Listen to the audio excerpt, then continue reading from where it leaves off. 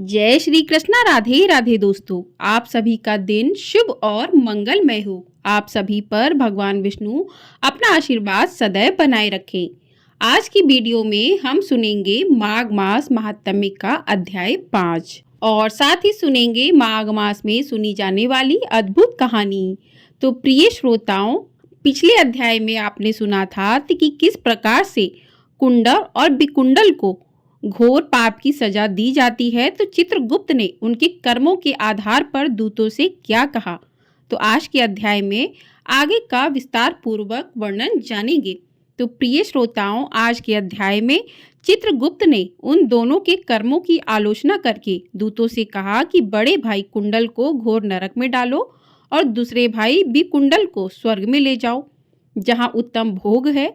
तब एक दूत तो कुंडल को नरक में फेंकने के लिए ले गया और दूसरा दूत बड़ी नम्रता से कहने लगा कि हे विकुंडल, चलो तुम अच्छे कर्मों से स्वर्ग को प्राप्त होकर अनेक प्रकार के भोगों को भोगो। तब विकुंडल बड़े विस्मय के साथ मन में संशय धरकर दूत से कहने लगा कि हे यमदूत, मेरे मन में बड़ी भारी शंका उत्पन्न हो गई है, अतएव मैं तुमसे कुछ पूछना चाहता हूँ। कृपया करके मेरे प्रश्नों का उत्तर दीजिए।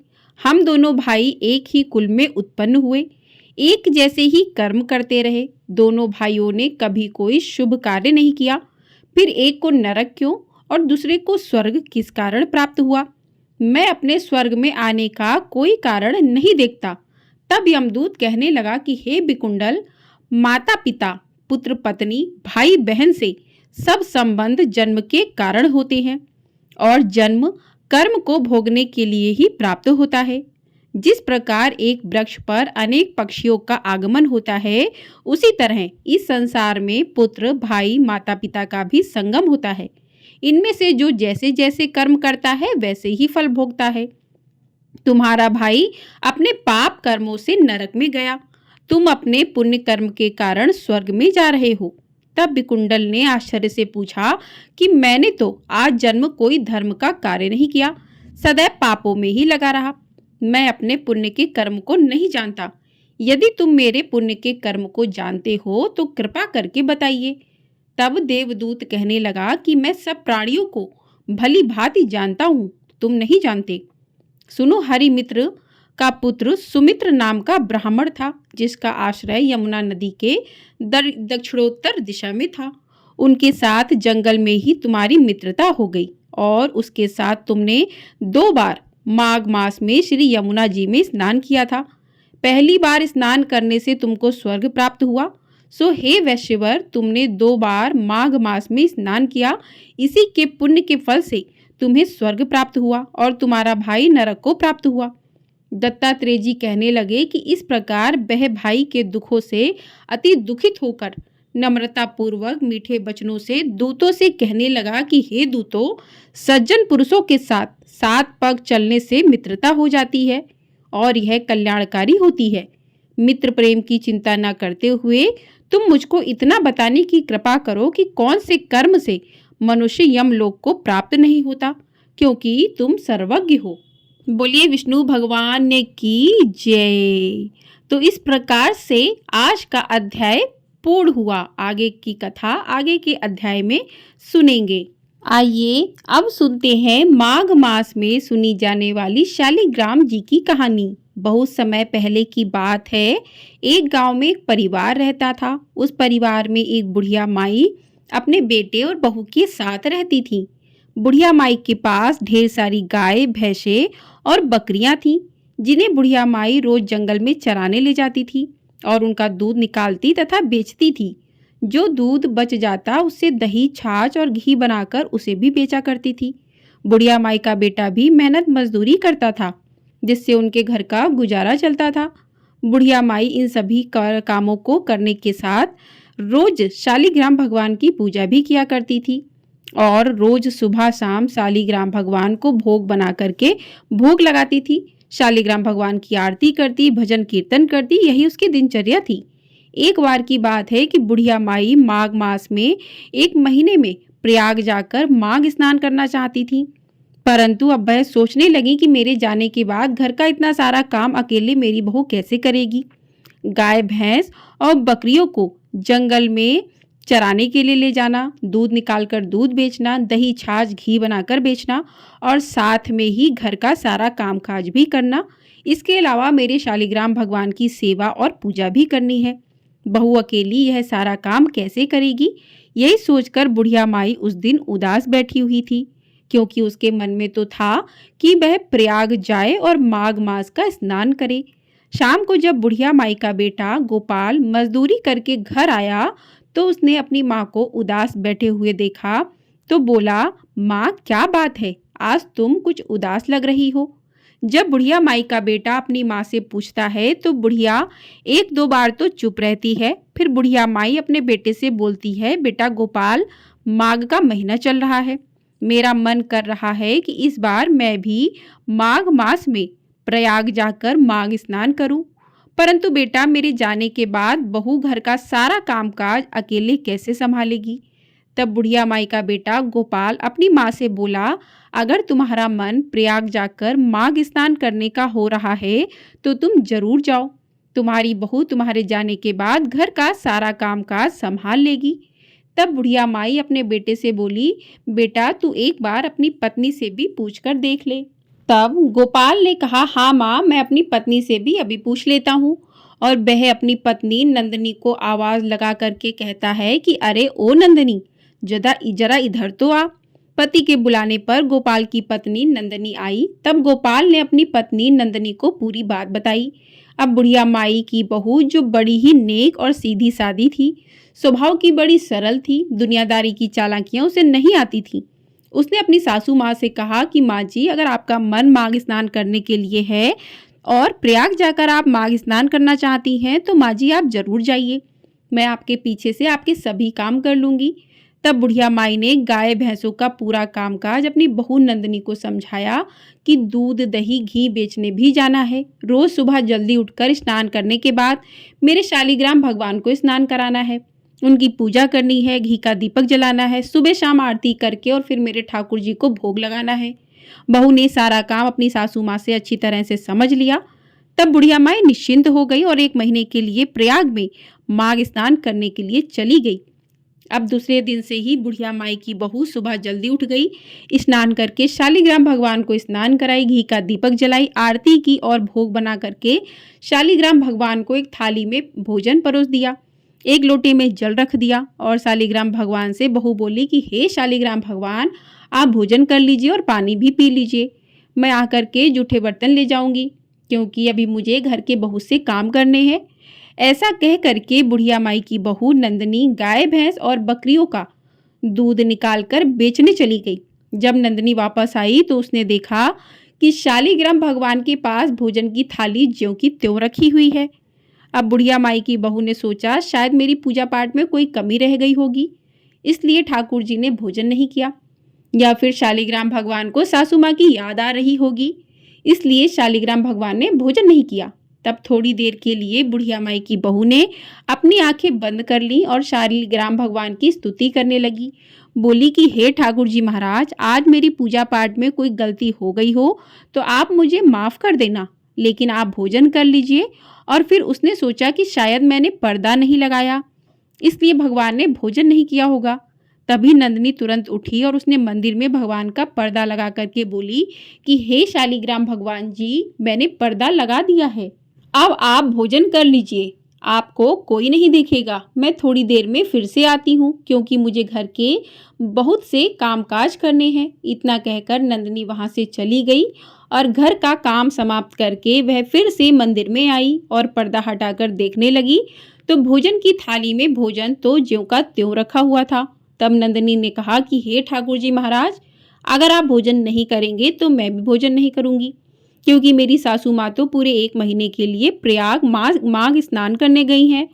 अगर आपको मेरी सासू माँ की याद आ रही है तो आप चिंता मत कीजिए, एक महीने के बाद माँ जी वापस घर आ जाएंगी, फिर वही आपकी सेवा पानी और पूजा पाठ करेंगी, वही आपको भोजन भी परोसेंगी।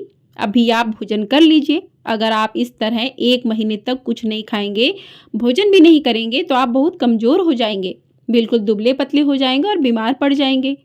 फिर मेरी सास आएंगी और आपको ऐसी हालत में देखेंगी तो मुझसे बहुत ज़्यादा नाराज़ होंगी।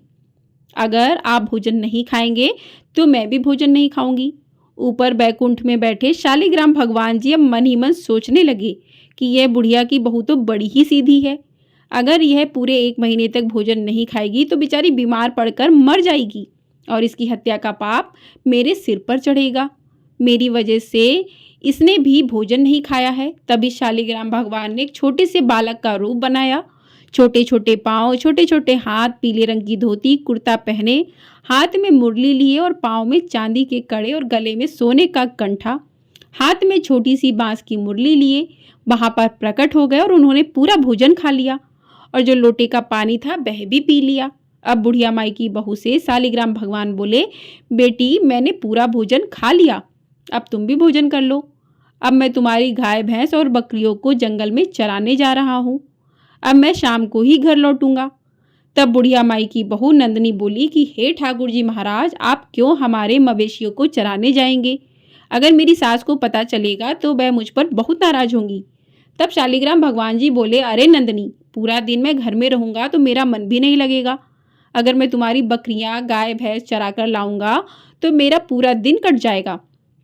तब नंदनी कुछ नहीं बोली। इस तरह शालिग्राम भगवान जी अब उनके सारे जानवरों को जंगल में चराने के लिए ले गए। शाम को सभी जानवरों को घर वापस ले आए और आते ही बोले कि नंदनी, गरम गरम रोटी, दूध का कटोरा और मक्खन दे दो, बहुत भूख लगी है। बुढ़िया माई की बहू नंदनी ने शालिग्राम भगवान की बात सुनी तो उन्हें जल्दी से आसन पर बिठाया और चौकी पर भोजन की थाली रखी। गरम गरम दूध का कटोरा, मक्खन और जो खाने में था वह सब परोस दिया। भगवान शालिग्राम ने भोजन खाया, मक्खन खाया, गरम गरम दूध पिया और वापस अपनी मूर्ति में चले गए। अब तो यह रोज ही होने लगा। इस तरह पूरा माघ का महीना धीरे धीरे बीत गया और अब बुढ़िया माई की वापस आने का समय हो गया। माघ स्नान करके बुढ़िया माई वापस अपने घर आ गई। घर आकर बुढ़िया माई सबसे पहले अपने घर के बने मंदिर में भगवान शालिग्राम के दर्शन करने के लिए गई तो वहां पर उसे शालिग्राम भगवान की मूर्ति नहीं दिखाई दी। तब बुढ़िया माई ने अपनी बहू नंदनी से पूछा कि बहू, मेरे शालिग्राम भगवान की मूर्ति कहाँ है? बहू बोली, माँ जी, आपके शालिग्राम भगवान हमारे मवेशियों को चराने जंगल ले गए हैं, अब तो वह शाम को ही लौटेंगे। ऐसा सुनते ही बुढ़िया माई का माथा ठनका। वह नाराज होते हुए बोली, बहू, कहीं ठाकुर जी भगवान मूर्ति से निकलते हैं और हमारे मवेशी चराने वह जंगल में जाएंगे? बहू, तुम झूठ बोल रही हो। तुमने ही मेरे ठाकुर जी की मूर्ति को कहीं रख दिया है या फिर कहीं फेंक दिया है। देख बहू, सच सच बता, मेरे शालिग्राम भगवान कहाँ हैं? बुढ़िया माई अपनी बहू को जोर जोर से डांटने लगी। तभी बुढ़िया माई का बेटा गोपाल भी आ गया और बुढ़िया माई ने अपने बेटे की तरफ देखा। तब बुढ़िया माई का बेटा गोपाल कहने लगा, अरे माँ, तुम कब आई प्रयाग से? तब बुढ़िया माई बोली, बेटा मैं अभी आई हूँ और आते ही अपने शालिग्राम भगवान के दर्शन करने के लिए मंदिर में आई हूँ। लेकिन बेटा, मैं देख रही हूँ कि मुझे कहीं भी शालिग्राम भगवान की मूर्ति नहीं मिल रही है। तेरी बहू बोल रही है कि इसने शालिग्राम भगवान को मवेशियों को चराने भेजा है। देख बेटा, मैं तेरे कहने पर ही प्रयाग माघ स्नान करने गई थी और मैंने घर का और शालिग्राम भगवान की जिम्मेदारी तेरी पत्नी को सौंपी थी। अब तू ही अपनी पत्नी से पूछ कि मेरे शालिग्राम भगवान की मूर्ति कहाँ है। तब बुढ़िया माई के बेटे ने अपनी पत्नी से पूछा कि नंदनी, भगवान जी की मूर्ति कहाँ है? तब नंदनी ने वही जवाब दिया जो उसने अपनी सासू माँ को दिया था। वह कहने लगी, देखो जी, भगवान जी मूर्ति से निकलकर मवेशियों को चराने जंगल गए हैं, अब तो वह शाम को ही वापस आएंगे। तब बुढ़िया माई ने अपने बेटे से कहा, सुन लिया गोपाल, कहीं मूर्ति से भी भगवान निकलते हैं? तब बुढ़िया माई का बेटा गोपाल बोला, माँ, जैसे आपने 1 महीने का धीरज रखा है वैसे ही शाम तक और रख लो, सब सच्चाई पता चल जाएगी। धीरे धीरे शाम हो गई। भगवान शालिग्राम भी अब गाय भैंसों को लेकर घर लौट आए। आते ही बुढ़िया माई की बहू से बोले, अरे नंदनी बेटा, गरम गरम रोटी, दूध का कटोरा और मक्खन दे दो, मुझे बहुत भूख लगी है। शालिग्राम भगवान और उनकी आवाज केवल बहू को ही सुनाई और दिखाई दे रही थी, लेकिन बुढ़िया माई और उनके बेटे को ना तो आवाज सुनाई दे रही थी और ना ही शालिग्राम भगवान दिखाई दे रहे थे। तब बहू अपनी सासू माँ से बोली कि देखिए माँ जी, आ गए आपके शालिग्राम भगवान, अब आप खुद ही पूछ लीजिए। तब बुढ़िया माई और बुढ़िया माई का बेटा गोपाल बोला, नंदनी, कहाँ है शालिग्राम भगवान? हमें तो कहीं दिखाई नहीं दे रहे। और तब बहू कहने लगी, देखिए सासू माँ, यही तो सामने खड़े हुए हैं, मुझे तो दिखाई दे रहे हैं। तब बुढ़िया माई अपने बेटे से बोली, देख बेटा, मैं सच कह रही हूँ, तेरी बहू हमें कितना पागल बना रही है। अब तो तू भी मेरे सामने खड़ा है। दोपहर से लेकर शाम हो गई, लेकिन यह बहाने पर बहाने बनाए जा रही है। अभी तक इसने सच्चाई नहीं बताई। माना कि इस पर काम का बोझ ज्यादा है, लेकिन इसने शालिग्राम भगवान की मूर्ति को कहीं फेंक दिया है ताकि इसे मेरे शालिग्राम भगवान की पूजा न करनी पड़े। तब बहू कहने लगी, नहीं माँ जी, मैं झूठ नहीं बोल रही हूँ। तब बहू हाथ जोड़कर शालिग्राम भगवान से बोली कि हे ठाकुर जी महाराज, जैसे आप मुझे दिखाई दे रहे हैं वैसे ही आप मेरी सासू माँ और मेरे पति को भी दिखाई दीजिए, नहीं तो वह मुझे झूठा समझेंगे। तभी बुढ़िया माई और उसके बेटे को भी शालिग्राम भगवान के दर्शन हो गए और दोनों माँ बेटे भगवान के चरणों में गिर पड़े। बुढ़िया माई रोते रोते शालिग्राम भगवान से बोली कि हे ठाकुर जी महाराज, मैंने आपकी पूरी उम्र पूजा करने में गुजार दी। आपने कभी मुझे दर्शन नहीं दिए और ना ही मेरा भोग स्वीकार किया। मेरी बहू ने 1 महीने माघ मास में आपकी पूजा पाठ करी और भोग लगाया, तो आपने ना केवल उसे दर्शन दिए बल्कि उसका भोग भी स्वीकार किया और उसके जानवरों को भी जंगल में चरा कर ले आए और उसके घर में रहने लगे। तब शालिग्राम भगवान बुढ़िया माई से बोले, अरे बुढ़िया माई, तूने तो मुझे मात्र पत्थर की मूर्ति समझा था, लेकिन तेरी बहू ने तो मुझे एक जीती जागती आत्मा समझी, इसलिए मैंने उसे दर्शन दिए और उसके भोग को स्वीकार किया। हे बुढ़िया माई, तेरी बहू बहुत ही सच्ची और भोली भाली हृदय की है और बहुत ही सरल है। ऐसे लोगों पर ही तो ठाकुर जी प्रसन्न होते हैं। तब बुढ़िया माई कहने लगी कि हाँ ठाकुर जी महाराज, मुझे अपनी गलती का एहसास है। यह सच्चाई मानकर बुढ़िया माई हाथ जोड़कर अपनी गलती के लिए शालिग्राम भगवान से माफ़ी मांगने लगी। शालिग्राम भगवान अब जाते जाते बुढ़िया माई के घर को ठोकर मारकर चले गए, जिससे उसका घर सुंदर महल में बदल गया और घर में सब अन्न धन के भंडार भर गए। और 3 महीने के बाद ही बुढ़िया माई की बहू नंदनी गर्भवती हो गई और उसे 9वें महीने एक सुंदर पुत्र प्राप्त हुआ। शालिग्राम भगवान ने जैसे बुढ़िया माई और बहू को दर्शन दिए, उनका भोग स्वीकार किया, वैसे ही हे ठाकुर जी महाराज, जो यह कहानी कह रहे हो, जो यह कहानी सुन रहे हो, उनको भी दर्शन देना, उनके भी भोग स्वीकार करना, उनकी सभी मनोकामनाओं को पूरा करना।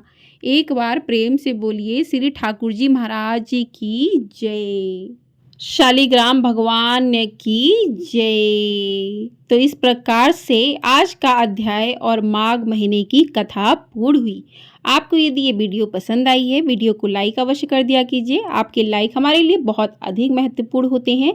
इसी प्रकार से आपको हमारे चैनल पर प्रतिदिन माघ मास महात्म्य के अध्याय सुनाए जा रहे हैं। यदि आपने पिछले अध्याय नहीं सुने हैं तो आप उनको जाकर सुन सकते हैं। आपको प्रतिदिन पूरे माघ मास में कथाएं सुनाई जाएंगी, तो आप उन कथाओं को सुनने के लिए चैनल को सब्सक्राइब ज़रूर कर लीजिएगा और बेल आइकन प्रेस कर दीजिएगा, जिससे आपको सभी वीडियो समय से प्राप्त हो सकें। कमेंट बॉक्स में शालिग्राम भगवान की जय भी अवश्य लिखिएगा। बोलिए शालिग्राम भगवान की